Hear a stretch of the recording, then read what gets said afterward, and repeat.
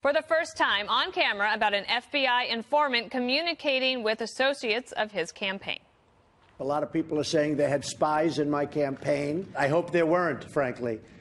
But some man got paid based on what I read in the newspapers. And I think the Department of Justice wants to get down to it. And I can tell you, Congress does. So if they had spies in my campaign, during my campaign for political purposes, that would be unprecedented in the history of our country.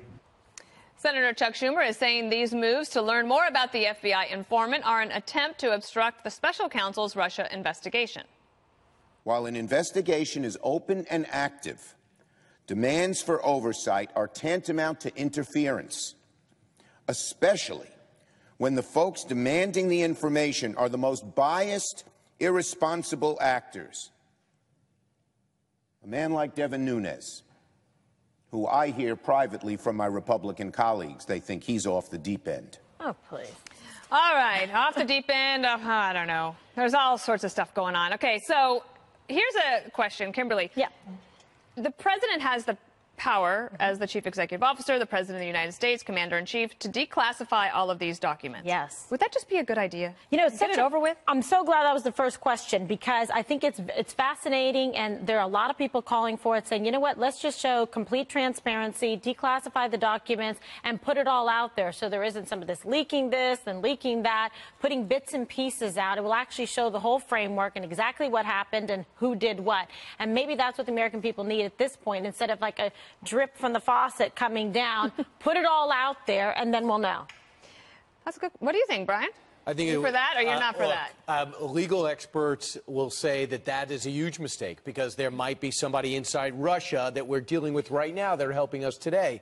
I would say this: if you're doing a counterterror operation, why don't you stop at the people? Why don't you start with the people that are actually trying to infiltrate, the Russians? Show some guts. Go over to Russia and ask them what's going on, or use your coy contacts to find out what they have to say. Instead, you're going up to these ancillary people on the Trump campaign, and nobody says they're major players, and trying to find out what somebody might have whispered to them in a drunken conversation.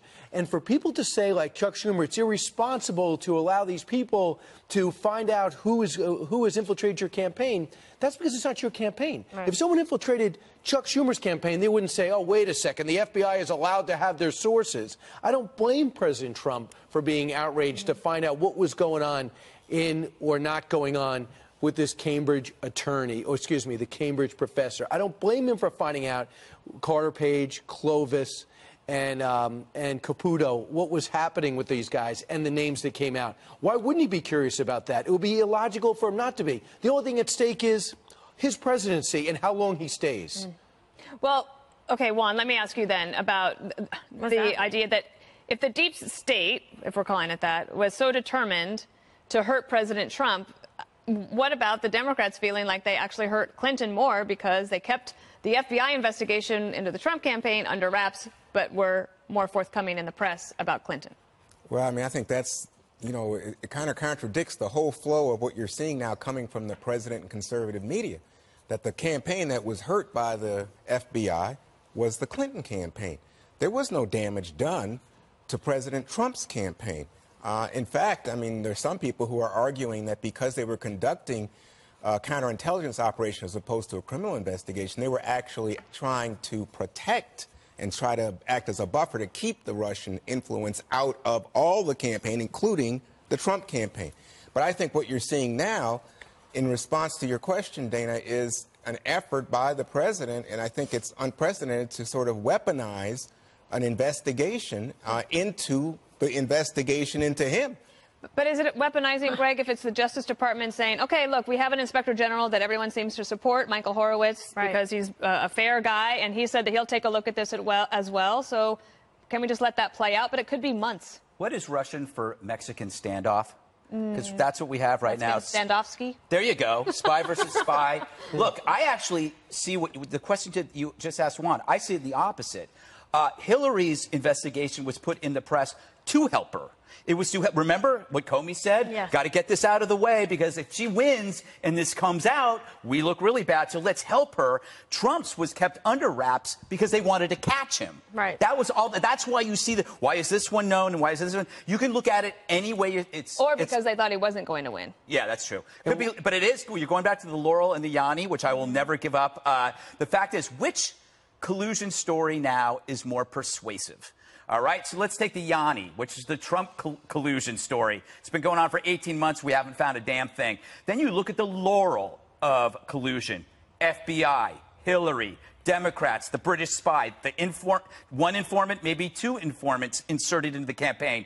If you compare these two sides, you got one where there was a meeting with a woman about the Maginski Act. That's something like that, right? Ooh, that's earth-shattering. Meanwhile, you got a dossier paid for by Hillary. You got an informant, maybe two, placed as a favor. You have the press playing it down. You have the dossier contents leaked. When you start comparing these things, one is making a hell of a lot more sense as collusion than the other. I think you're going down what I would call the rabbit hole, because there's a lot of conspiracy theories. Juan, we've been going down this rabbit hole now for 18 months. Yes, Forgive me if I find another rabbit hole to go down. And you know who brought us down that hole? The Yes. Washington Post and New York Times on Thursday. They began to leak out information, maybe to get ahead of inquiry conclusions, to let us know that there's a rabbit hole out there that you're about to go down. So let me give you an idea what's at the bottom. Here's what I would say. I think Alan Dershowitz nailed it when he said, I don't care if it's the 98 Clinton investigation or now the 2017-16 Clinton-Trump campaign. You will never get to the bottom of it as long as it is this type of operation. We got to go back to the 9/11 Commission to get answers, publish the results, because it did not affect the election. You should just find out what's wrong to stop the next problem, because this horse is out of the barn and no one even saw the horse. Well, see, I think there's a problem here. First of all, this latest effort to somehow say, I hereby demand, like he is not president, but he's some authoritarian ruler. I hereby demand that the justice... Words, not deeds. That, to me, well, what happened, Greg? Immediately, Rod Rosenstein, the Deputy Attorney General, said, okay, I'm going to do this. And the question becomes, is he simply trying to appease the president, or is he following orders? You're obsessing over words. Oh, I hereby. Okay, so it sounds like King Arthur's castle. It sure does. It sounds like a king, not the president of the United States. Because you are normalizing this kind of abuse of power while the president is under a special prosecutor. As you defend another abuse of power. But what I think everyone's missing is not who's right or wrong. It affected, Trump is trying to run an election. He hires his foreign policy council that he got on the back of a Cheerios box. And they go out and they do their thing, and somehow they are targeted by this informant to see what information they have. Why can't he find out what happened? But the government told the Trump campaign the Russians are going to try to do this. Yes. Okay, so they knew. And then whatever, the people that were on the campaign, we know that they did have these contacts, the Mickey Mouse, whatever, drunken things. But those weren't disclosed, Kimberly. So then you have this question. And I agree, the Laurel and Yanni thing. But I don't understand. If we ask, the House Republicans are asking, 12 House Republicans are asking for a second special counsel. If you want to make this so much longer and lead this show every day for the next 10 months on this issue, that would be a good way to do it. But that's still unfair, because you're saying we'll keep going with keep going with this other investigation, and we'll keep saying. I'm saying release all. My point would be for release all the documents tomorrow. But you should also say, well, if they think this is just as important, then it's just as important. Okay, so Dana, just to finish this, so we concur on that they should just release all the documents, because I think then we're going to try, get another special counsel. Let's have the IG report come out. Let's have the documents released. It's certainly within the power and authority of the President of the United States to do so. So it's not like he's trying to hide something. He's saying, let's put it all out there. And as it relates to any people that we have operating in the theater that could be compromised, you can redact their names. It's not like you just turn it over and there's nothing. There are protections in place. This legal expert is... What about Drain the Swamp is not about what they believe it's about, which is impeaching this president or attacking this president, disparaging this president and his supporters. That's not what Drain the Swamp means. Drain the Swamp means cutting taxes for the American people. It means putting Americans first. It means protecting and securing the border. And they are not about any of those things, which is why I believe that they're going to be hurting in the midterms, and they're going to be hurting in 2020 yet again. And you know what, Tommy? When you look, every time the president has tried to do something swamp drainish, he comes up bangs his head on Washington, D.C., and it's been hard for him to get anything done. And people need to understand, too, that the swamp also exists within the Republican Party. And it's very frustrating for those of us who support this president, support what this president is doing to reach the obstruction in our own party. So drain the swamp isn't just about draining the Democrats. It's about draining those in our own party who have forgotten the American people. Really, what drain the swamp means is to bring back to D.C. the real voice and the intentions of the silent majority. And Nancy Pelosi and Chuck Schumer, they don't seem to understand that, because their entire agenda is to raise taxes, to shield illegal immigrants, chip away at our Second Amendment rights, and impeach this president or disparage this president. That is not going to be winning for the American people like President Trump is doing internationally and domestically. It's just ironic that it's Nancy Pelosi and Chuck Schumer. That was the swamp. They were the swamp that the president ran on draining. Now, it looks like, it obviously worked for this president. He got elected on that message, and it looks like the Democrats are stealing it, and maybe they're trying to win, and they're getting desperate. Because if you look at this recent poll, Reuters poll found that Republicans hold a slim lead over Democrats in this generic ballot. They asked people that they were polling, who would you vote for, the Democrat or a Republican, if the election were today? And look at that. 38.1% said I'd vote for the Republican, and 36.7% said I'd vote for the Democrat.